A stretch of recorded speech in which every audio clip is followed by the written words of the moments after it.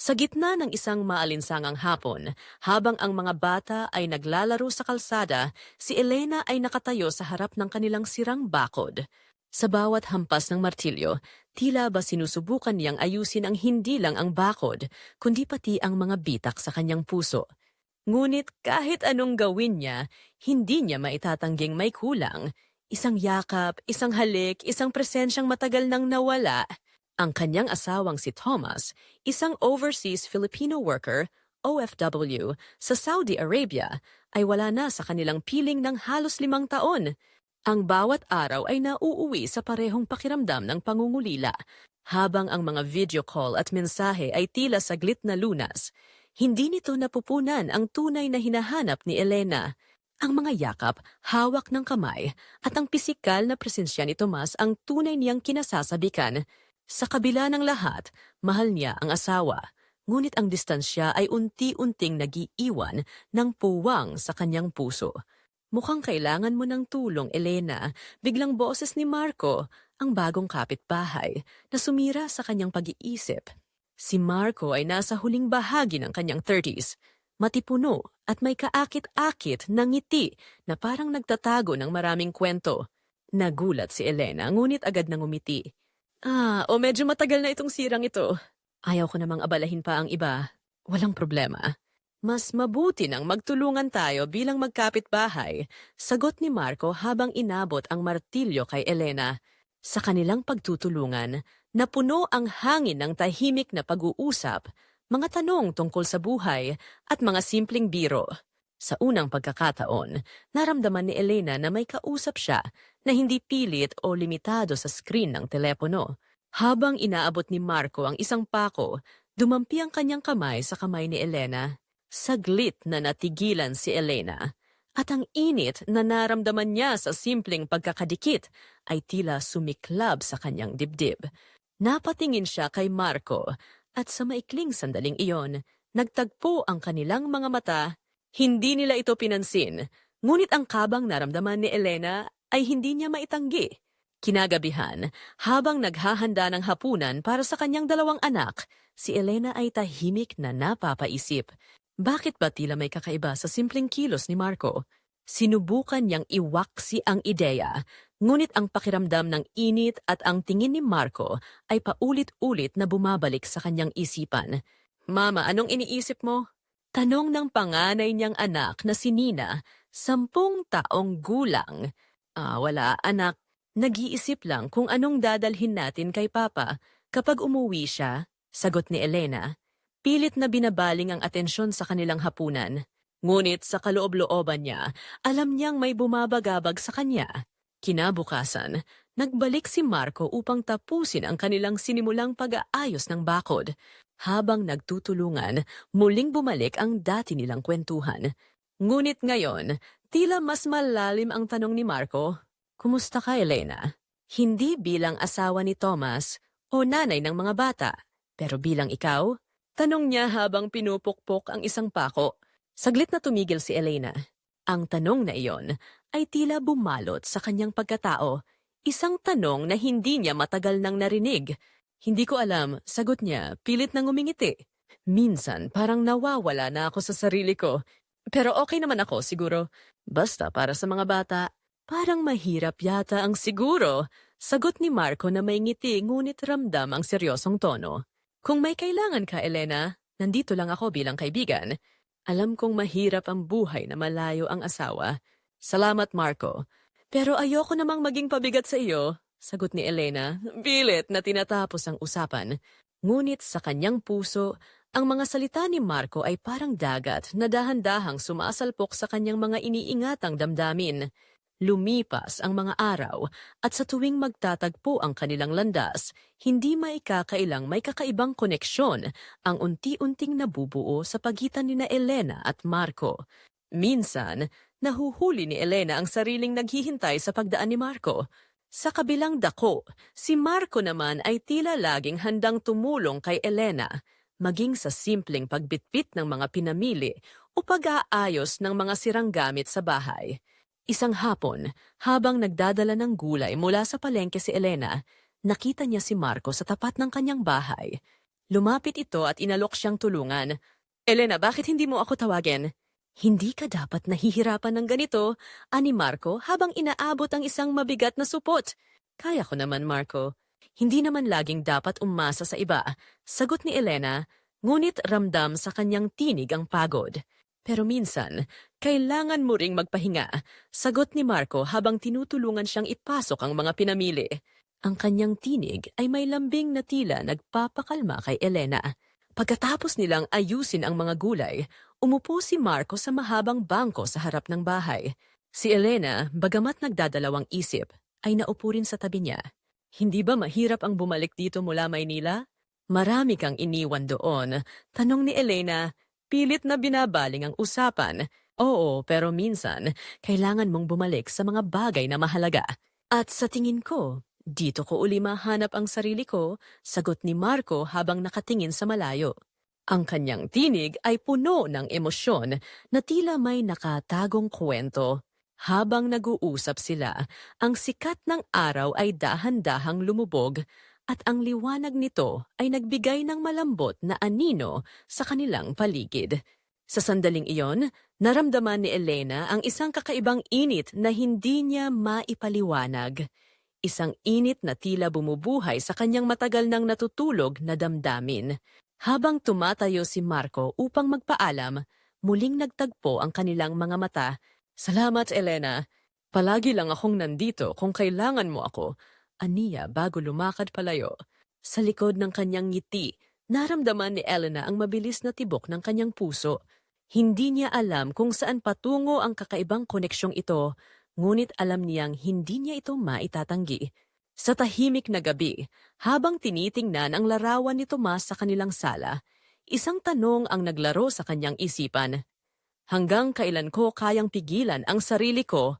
Ang mga araw ay unti-unting naging mas magulo para kay Elena. Bagamat pinipilit niyang itutok ang atensyon sa kanyang mga anak at gawain sa bahay, hindi niya maiwasang mapansin ang presensya ni Marco sa bawat sulok ng barangay. Sa tuwing magtutulungan sila, tila isang puwersang hindi niya maipaliwanag ang pumipigil sa kanya na lumayo. At sa tuwing magtatagpo ang kanilang mga mata, may kakaibang kilabot na dumadaloy sa kanyang katawan. Isang hapon, habang naglalaba si Elena sa likod ng kanilang bahay, biglang dumating si Marco. May dalang kahon ng mga gamit para sa kanilang bakuran.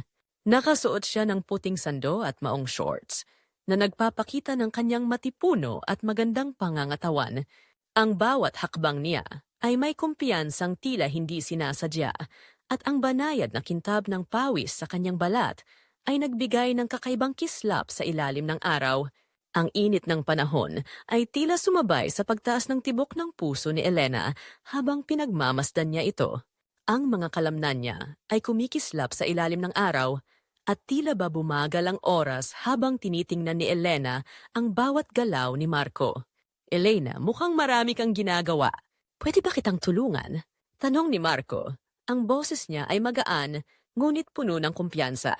Saglit na napatigil si Elena, pinilit ibalik ang sarili sa realidad. Hindi na.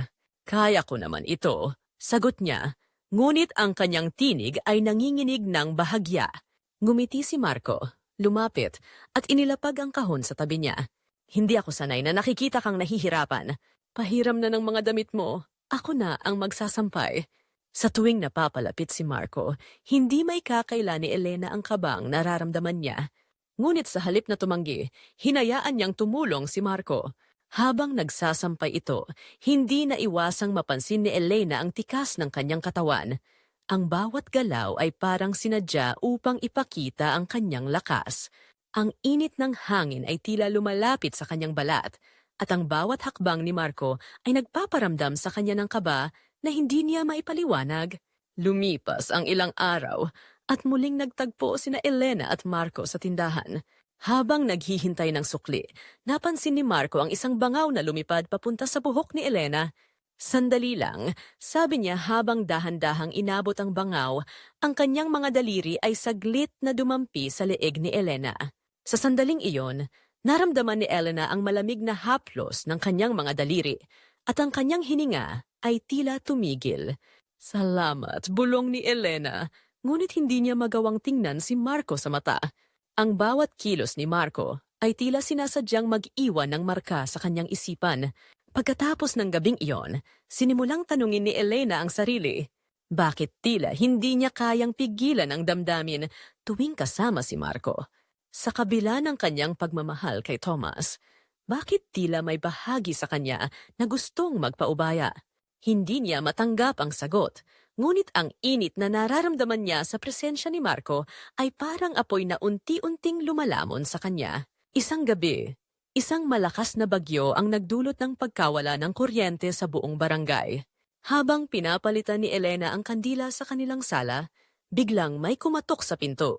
Pagbukas niya, tumambad si Marco, basa mula ulo hanggang paa, hawak ang isang flashlight. Pasensya na, Elena. Mukhang mahina ang bubong ng bahay ko. Pwede ba akong makisilong saglit? Tanong niya. Oo naman, halika!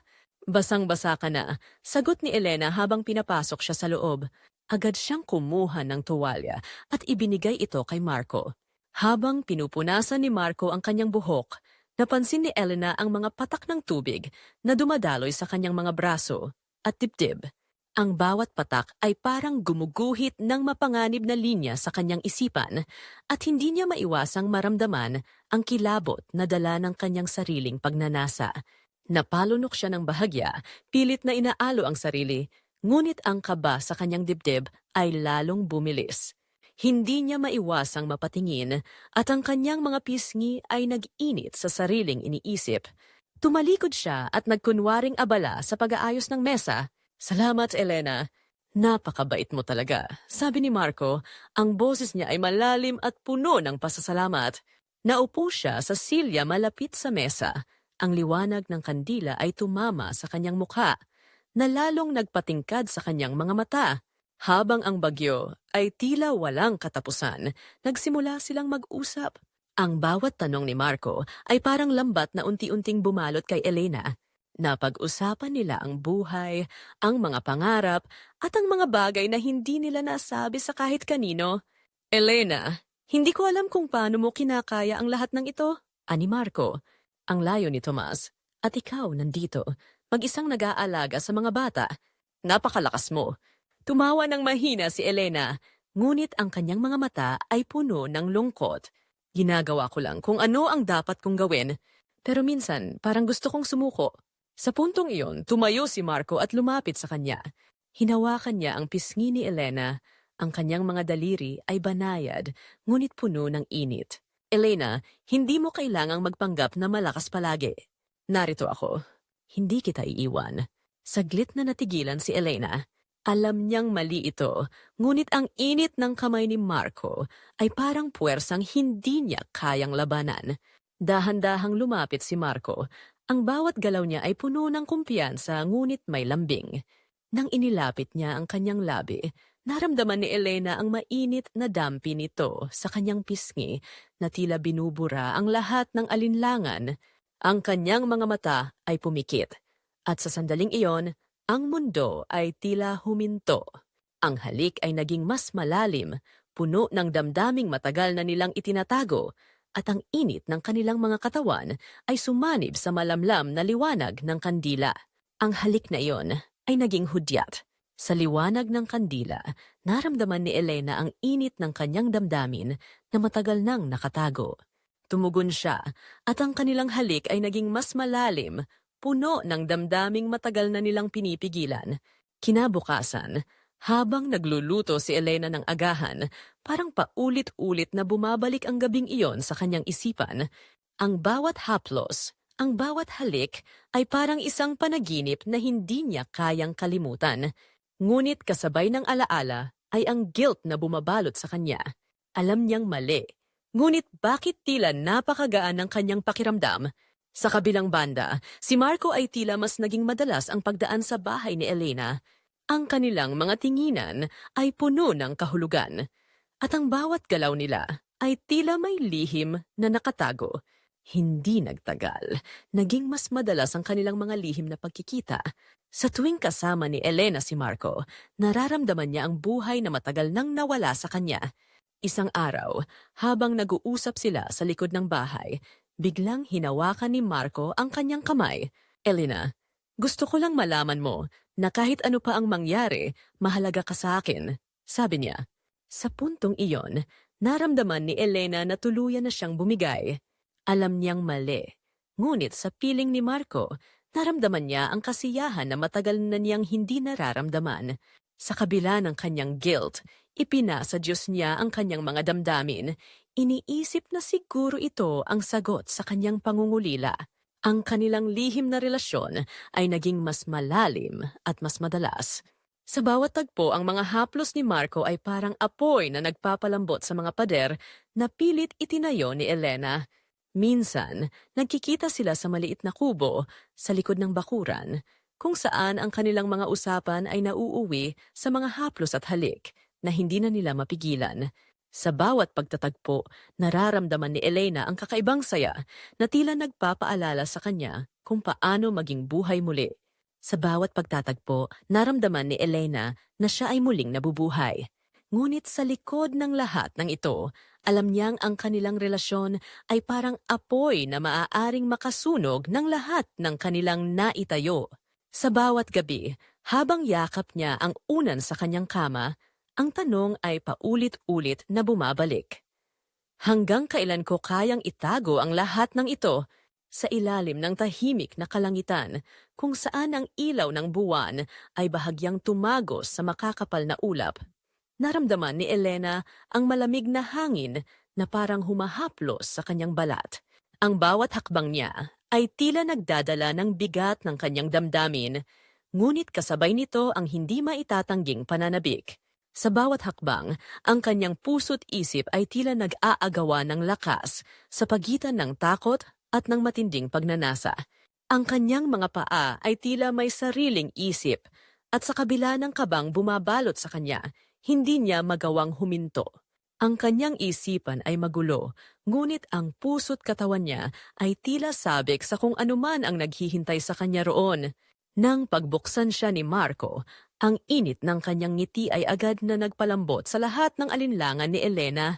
Suot ni Marco ang isang simpleng puting t-shirt at pantalon, ngunit ang kanyang presensya ay tila punong-puno ng puwersang hindi niya maipaliwanag. Elena, alam kong darating ka, sabi ni Marco habang dahan-dahang isinara ang pinto. Sa liwanag ng maliit na lampara, sa kanyang sala, ang kanyang mga mata ay tila nag-aapoy. Hindi na sumagot si Elena, tila napipi siya ng matinding emosyon. Lumapit si Marco at marahang hinawakan ang kanyang kamay. Hindi mo kailangang magsalita, bulong niya. Narito ako at naiintindihan ko. Dinala siya ni Marco sa maliit na sofa sa gilid ng sala.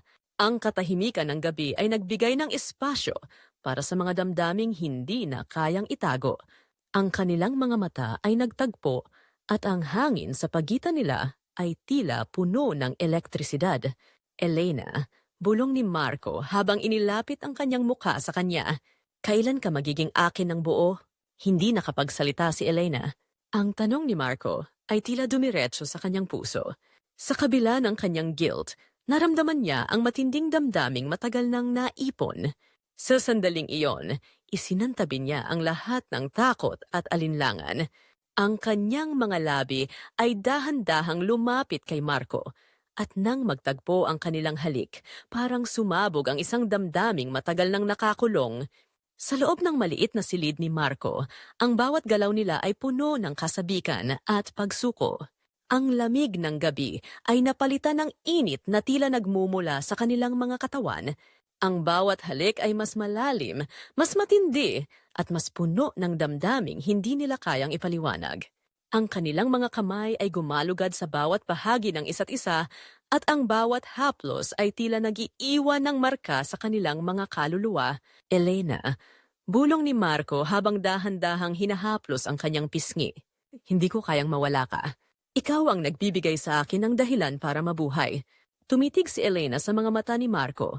At sa sandaling iyon, naramdaman niyang totoo ang bawat salitang binigkas nito. Ngunit kasabay ng damdaming iyon ay ang bigat ng kanyang konsensya, ang kanyang mga anak, ang kanyang asawang si Thomas. Lahat ng ito ay parang multong sumusunod sa kanya kahit saan siya magpunta. Ngunit sa piling ni Marco, tila napakadali ng lahat. Sa piling niya, pakiramdam niya ay buo ulit siya.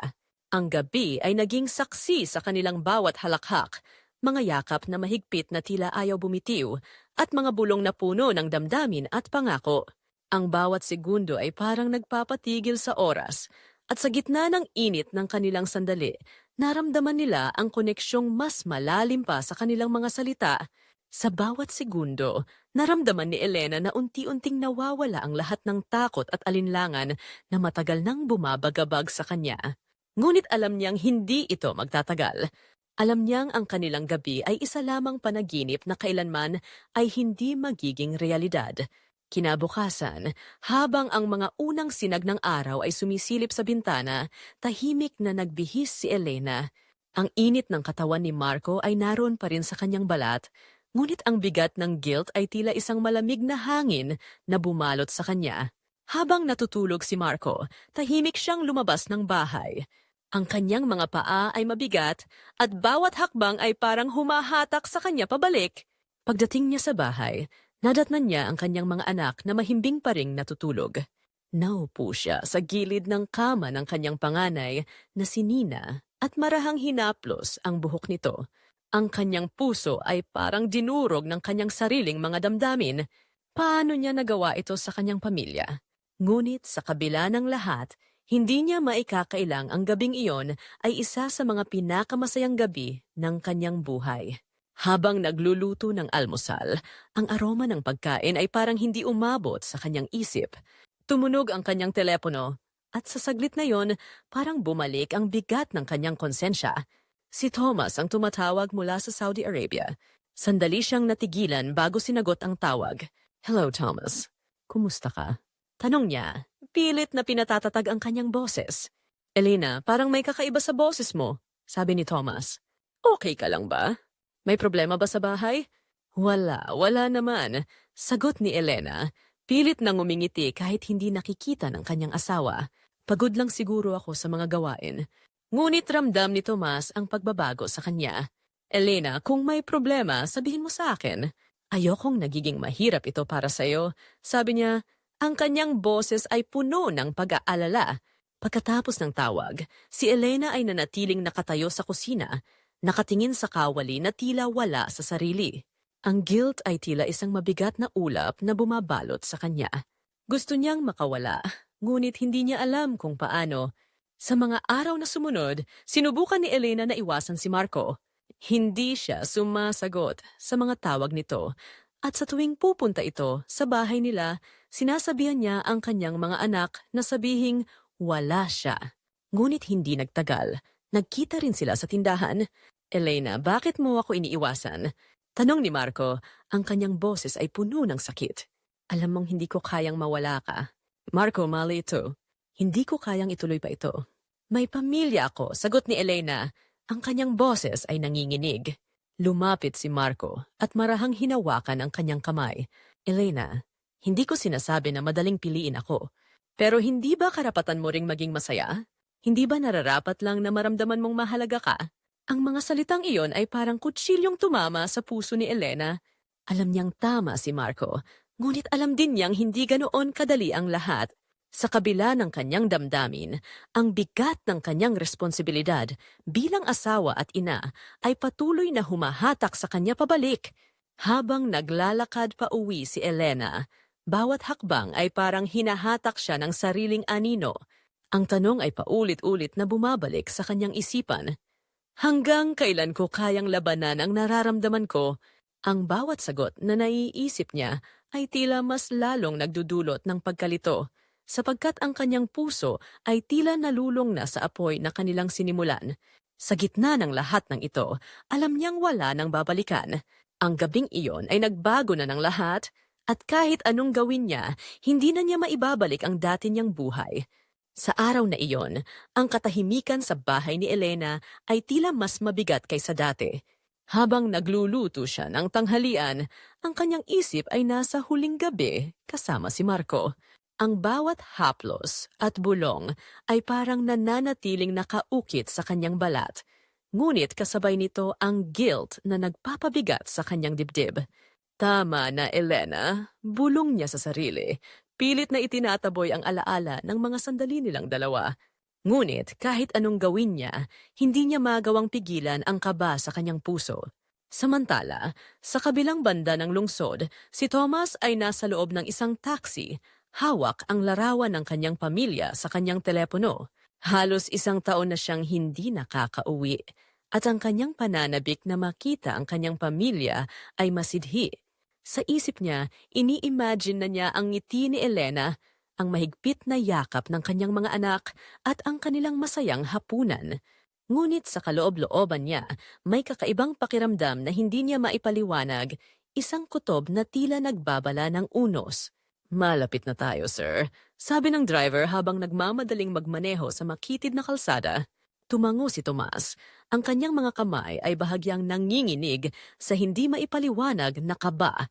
Pagdating ni Thomas sa kanilang bahay, tahimik niyang binuksan ang pinto, dala ang mga maleta at pasalubong. "Elena? Nina?" Tawag niya. Ang boses niya ay puno ng kasiyahan. Ngunit walang sumagot. Ang sala ay tahimik, tila walang tao. Napansin ni Tomas ang isang tasa ng kape na naiwan sa mesa. Mainit pa ito. Ang kanyang mga mata ay napako sa hagdan, kung saan may bahagyang tunog na naririnig mula sa taas. Habang umaakyat siya, bawat hakbang ay parang bumibigat. Sa pintuan ng kanilang kwarto, narinig niya ang mahihinang bulong at pagtawa. Mga tunog na agad nagpabilis ng tibok ng kanyang puso. Pagbukas niya ng pinto, natigilan siya sa kanyang nakita. Ang kanyang asawa, si Elena, nasa kama, yakap ang katawan ni Marco. Ang kanilang mga damit ay nakakalat sa sahig. Isang eksenang agad sumunog sa kanyang isipan. "Elena?" Sigaw niya. Ang kanyang boses ay nanginginig sa galit. "Ano to?" Nagising si Elena at Marco sa biglaang pagsigaw ni Thomas. Ang kanilang mga mukha ay napuno ng takot at pagkabigla. "Thomas, hindi ito." Pilit na paliwanag ni Elena habang hinahanap ang kanyang damit. Ngunit hindi na siya pinakinggan ni Thomas. Ang kanyang mga mata ay nakatuon kay Marco na tila hindi alam ang gagawin. "Ikaw, may ganito ka pang lakas ng loob?" "Sa sarili kong bahay." Bago pa man makagalaw si Marco, lumapit si Tomas at itinulak siya pababa ng kama. "Lumayas ka. Wala kang karapatang manatili dito." Isang suntok ang binitiwan ni Tomas na tumama sa panga ni Marco, dahilan para mawalan ito ng balanse at bumagsak sa sahig. "Tama na, Thomas." Sigaw ni Elena. Ang kanyang mga luha ay bumubuhos na sa kanyang mga pisngi. Ngunit tila wala nang nakaririnig sa kanya. Si Marco, sa gitna ng gulo, ay pilit pumangon. "Hindi mo naintindihan, Thomas? Hindi ito kasalanan lang ni Elena. Manahimik ka." Sigaw ni Thomas habang muling sinugod si Marco. Ang kanyang kamao ay muling umangat. Ngunit sa puntong iyon, napatigil siya nang marinig ang mga iyak mula sa kabilang kwarto. Ang mga anak ni na Thomas at Elena, si Nina at ang nakababatang kapatid, ay gising na at umiiyak. "Papa, anong nangyayari?" Tanong ni Nina habang yakap ang kanyang kapatid. Ang takot sa kanilang mga mata ay parang isang malamig na kutsilyo na tumama sa puso ni Thomas. Biglang nagbago ang ekspresyon ni Thomas. Ang kanyang galit ay napalitan ng matinding sakit habang tinitingnan ang kanyang mga anak. Tumingin siya kay Elena. Ang kanyang mukha ay puno ng poot at kawalan ng pag-asa. "Pamilya ko ang sinira mo. Anong nagawa ko para gantihan mo ng ganito?" Ang kanyang mga salita ay parang patalim na bumabaon sa dibdib ni Elena. Hindi nakapagsalita si Elena. Ang kanyang mga luha ay patuloy na bumagsak. At ang kanyang mga kamay ay nanginginig habang sinusubukan niyang abutin si Thomas. "Thomas, patawarin mo ako," bulong niya. Ngunit tila hindi ito narinig ng kanyang asawa. Sa huli, si Marco ay tumakbo palabas ng bahay, halos madapa habang nagmamadali. Naiwan si Elena sa gitna ng gulo, nakaluhod habang pinipigilan ang sarili na bumagsak ng tuluyan. Ang bawat hikbi niya ay nag-echo sa loob ng bahay habang ang mga bata ay umiiyak sa takot. "Lumayas ka dito," malamig na sabi ni Tomas. Ang kanyang boses ay puno ng paninindig. "Hindi ko kayang tingnan ang mukha mo. Hindi ko kayang makita kang nananatili dito matapos mong sirain ang lahat ng itinayo natin." Pero ang mga bata, Pilit na sabi ni Elena. Hindi ko hahayaang masira pa sila dahil sa ginawa mo, sagot ni Tomas. Sa kanyang mga mata, nakita ni Elena ang isang lalaking tuluyan nang nawalan ng tiwala, hindi lamang sa kanya kundi sa mundo. Kinuha ni Thomas ang maleta ni Elena mula sa aparador at itinapon ito sa may pinto. Umalis ka na bago pa ako gumawa ng bagay na pagsisisihan ko. Sa puntong iyon, naramdaman ni Elena na wala na siyang ibang pagpipilian. Habang tinipon niya ang kanyang mga gamit, narinig niya ang mga hikbi ng kanyang mga anak mula sa kabilang kwarto. Ang bawat hakbang niya palabas ng bahay ay parang mabigat na buhanging unti-unting bumabaon sa kanya. Paglabas niya ng bahay, ang langit ay madilim at ang ulan ay unti-unting bumagsak. Parang sumasalamin sa bigat ng kanyang damdamin. Tumigil siya sa harap ng pintuan, umaasang may sasabihin si Tomas na magpapabago sa lahat. Ngunit nanatiling sarado ang pinto at ang kanyang mundo ay tuluyang nagkawasak. Sa loob ng bahay, si Thomas ay tahimik na nakaupo sa gilid ng kama. Ang kanyang mga kamay ay nanginginig. Ang kanyang mga anak ay tahimik na lumapit sa kanya at si Nina, sa kabila ng takot, ay niyakap ang kanyang ama. Papa, huwag mo na kaming iwan, bulong niya. Hindi anak. Hindi kita iiwan, sagot ni Thomas habang niyakap ang kanyang mga anak. Ngunit sa kaloob-looban niya, ang kanyang puso ay parang nawasak at ang sakit ay tila walang katapusan. Sa gabing iyon, ang kanilang tahanan ay tahimik ngunit puno ng bighati. Sa kabila ng lahat, si Tomas ay nanatiling nakaupo.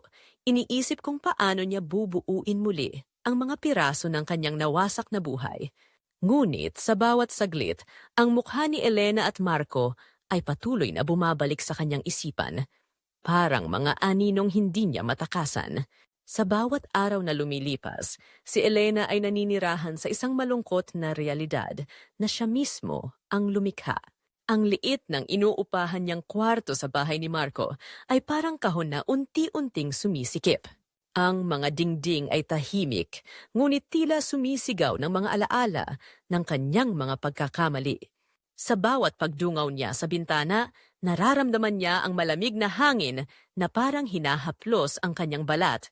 Nagpapaalala na ang buhay na dati niyang pinangarap ay ngayon ay tuluyan ng naglaho. Matapos siyang itaboy ni Thomas mula sa kanilang tahanan, lumipat siya sa bahay ni Marco. Sa una, ang kanilang pagsasama ay puno ng mga pangakong muling buuin ang kanilang mga buhay ng magkasama. Ngunit tulad ng manipis na telang nabahira ng mantsa, ang relasyon nila ay unti-unting kinain ng guilt at mga mata ng mapanghusgang barangay. Isang umaga, habang naghahanda si Marco ng kape, napansin ni Elena ang pagbabago sa kanya. Ang dati niyang mapagmahal na tingin ay naging malamlam. Halos hindi na siya iniimik. Si Marco, na dati ihandang ipaglaban ang lahat para sa kanya, ay tila unti-unting nawawala sa kanilang samahan. Marco, may problema ba? Tanong ni Elena, pilit hinahanap ang sagot sa kanyang mga mata.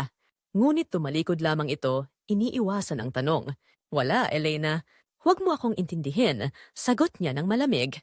Ngunit sa tono ng kanyang boses, ramdam ni Elena na hindi na nila mababalik ang init ng kanilang relasyon. Ang araw-araw na buhay nila ay naging paulit-ulit at puno ng katahimikan. Ang mga dating bulong ng pagmamahalan ay napalitan ng mga hindi masabi at hindi masagot na tanong. Sa barangay, ang kanilang pangalan ay naging paksa ng tsismis at panlalait. Sa tuwing lalabas si Elena, ramdam niya ang bigat ng bawat tingin at bulong ng kanyang mga kapitbahay. Ang kapal naman ng mukha niyang magpakita pa dito, narinig niya mula sa isang matandang kapitbahay. Ang sakit ng bawat salitang iyon ay parang palasong tumatama sa kanyang puso. Alam niyang hindi na siya makakabalik sa dati niyang buhay. Habang iniisa-isa ni Elena ang mga alaala, napansin niya ang tila paglayo ni Marco.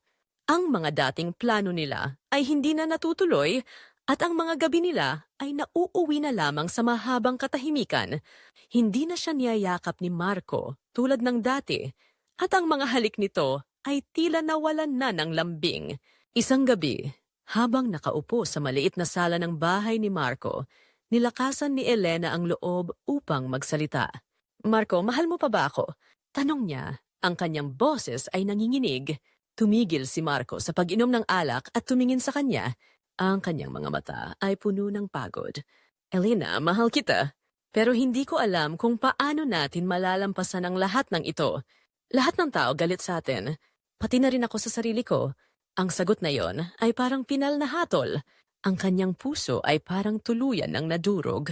Alam niyang wala nang natitira sa kanilang relasyon, kundi ang anino ng kanilang nakaraan. Samantala, si Tomas ay unti-unting binubuo ang kanyang buhay kasama ang kanilang mga anak. Sa kabila ng matinding sakit na kanyang nararamdaman, pinilit niyang tumayo para sa kanila. Madalas niyang panoorin si Nina habang nag-aaral, tahimik na iniisip kung paano siya magiging sapat bilang magulang para mapunan ang pagkawala ni Elena. Tuwing umaga, siya mismo ang naghahanda ng almusal, naglalagay ng pandesal sa mesa at nilalagyan ng hotdog ang plato ng kanyang mga anak. Kahit sa simpleng mga bagay, nakita ng mga bata ang pagmamahal at sakripisyo ng kanilang ama. Bagamat wasak ang kanyang puso, nilaan niya ang bawat araw upang maging mabuting ama kina Nina at sa nakababata nitong kapatid. Sa kabila ng kanyang sakit, sinubukan niyang magpakasaya para sa kanilang dalawa. Sa bawat kilos ni Thomas, nararamdaman ng mga bata ang pagsusumikap niyang maging isang mabuting magulang. Tinuruan niya si Nina na magluto ng simpleng ulam, habang tinutulungan niya ang bunso sa paggawa ng mga takdang aralin nito. Sa bawat tawanan at ngiti ng kanyang mga anak, unti-unti niyang natutunan kung paano bumangon mula sa sakit ng nakaraan. Isang gabi, naramdaman ni Thomas ang pag-alog ng kama. Si Nina, nakatabi niyang natutulog, ay umiiyak matapos magising mula sa masamang panaginip. "Papa, bakit tayo iniwan ni Mama?" Tanong ng bata. Ang kanyang boses ay puno ng lungkot. Hinawakan ni Tomas ang kanyang anak at mahigpit na niyakap. "Hindi kita iniwan, anak. At kahit anong mangyari, hindi kita iiwan." Ang kanyang mga mata ay puno ng luha, ngunit pinilit niyang maging matatag para sa kanyang anak. Sa labas, si Elena ay nakatayo sa malayo, nagmamasid mula sa kadiliman. Ang eksenang iyon ay parang kutsilyong paulit-ulit na tumatama sa kanyang puso. Ang kanyang pamilya, na dati niyang iniingatan, ay tuluyang nawala sa kanya. "Patawad, Thomas. Pero alam kong hindi sapat ang salitang iyon." Bulong niya sa hangin, ang kanyang mga luha ay tuluyang bumagsak. Sa bahay ni Marco, ang lahat ay tuluyang bumagsak. Isang gabi, umuwi si Marco ng lasing. Ang kanyang mga hakbang ay hindi pantay habang binuksan ang pintuan. "Bakit ba hindi tayo matahimik, Elena? Bakit mo ako hinila sa gulo na to?" Sigaw niya. Ang kanyang boses ay puno ng galit at kawalang pag-asa. "Marco, hindi ko naman ginusto ang lahat ng ito. Pinili mo rin ako, tandaan mo yan." Sagot ni Elena. Ang kanyang boses ay pumuputok sa emosyon. "Oh, pinili kita. Pero tingnan mo kung nasaan na tayo ngayon. Ang buong barangay galit sa atin. Hindi na tayo makagalaw ng maayos." Si Marco halos sumigaw na. Itinapon ang bote ng alak sa sahig.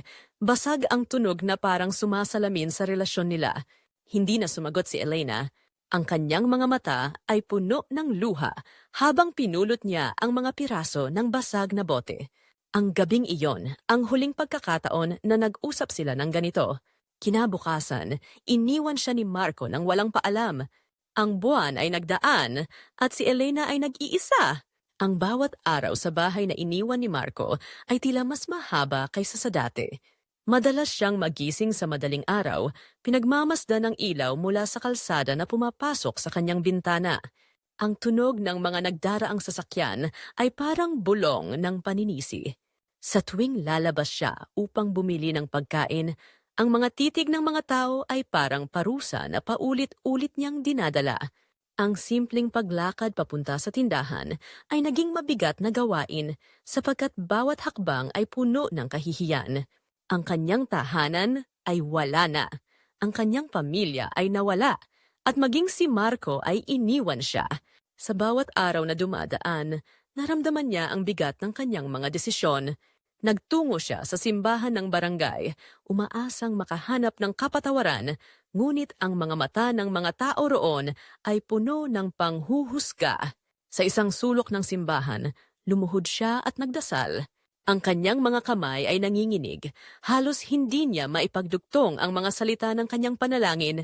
Ang kanyang mukha ay basang-basa ng luha at ang kanyang mga mata ay namumugto sa matinding pagsisisi. Ang malamig na sahig ng simbahan ay tila nagpapalubha ng bigat na nararamdaman niya, ngunit sa kabila ng lahat, hindi niya magawang itigil ang pag-iyak. "Patawad, Panginoon," bulong niya. Ang kanyang tinig ay garalgal.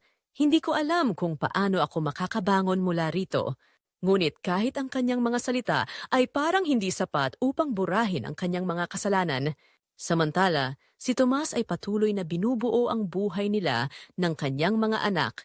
Sa tuwing pinagmamasdan niya si Nina at ang kanyang kapatid, nararamdaman niya ang bigat ng responsibilidad bilang ama at ina sa parehong pagkakataon. Isang gabi, habang naglalakad siya sa bakuran ng kanilang bahay, tumingala siya sa langit. "Panginoon," bulong niya, "hindi ko alam kung paano ko nagagawa ito, pero para sa mga anak ko, kailangan kong magpatuloy." Ang hangin ng gabi ay malamig, ngunit sa sandaling iyon, naramdaman niya ang kakaibang kapayapaan. Isang paalala na kahit wasak ang puso niya, kaya niyang buuin ang pamilya nila muli. Sa bawat ngiti ni Nina, naramdaman niyang unti-unti niyang nababawi ang bahagi ng kanyang sarili. Ngunit sa kabila ng lahat ng ito, ang anino ni Elena ay nanatiling bahagi ng kanilang buhay. Isang araw habang naglalakad si Thomas kasama si Nina sa palengke, nakita ni Elena ang mga ito mula sa malayo. Ang kanilang mga tawa ay puno ng kasiyahan, ngunit para kay Elena, ang tunog na iyon ay parang paalala ng lahat ng kanyang nawala. Sa huling pagkakataon, si Elena ay tumingin sa kanila, pilit nang umingiti sa kabila ng sakit. Habang pinagmamasdan niya si Tomas na tumatawa kasama si Nina, naalala niya ang mga panahong sila ang magkasamang naghahapunan at tumatawa sa maliliit na bagay. Ang mga alaala ay parang matatalim na kutsilyong tumama sa kanya. Iniwan siyang tuluyang durog. Gusto niyang lumapit, humingi ng tawad, ngunit alam niyang hindi niya kayang burahin ang sugat na iniwan niya. Sa halip, tumalikod siya, bitbit ang bigat ng kanyang pinakamasakit na pagkatalo. Alam niyang wala ng paraan upang maibalik ang nakaraan. Ang kanyang mga luha ay bumagsak habang naglalakad siya palayo. Dala ang bigat ng kanyang pinakamasakit na katotohanan. Ang kanyang mga desisyon ay nagwasak ng lahat ng bagay na pinakamahalaga sa kanya. Sa pagtatapos ng lahat, si Tomas ay nanatiling matatag para sa kanyang mga anak, at si Elena ay nanatili sa anino ng kanilang nakaraan, patuloy na hinahabol ng mga alaala ng kanyang pagkakamali. Sa isang mundo na puno ng pagmamahal, kasalanan at pagsisisi, tanging ang mga bata ang naging sagisag ng pag-asa na maaring mabuo muli ang kanilang mga nasirang buhay. The End.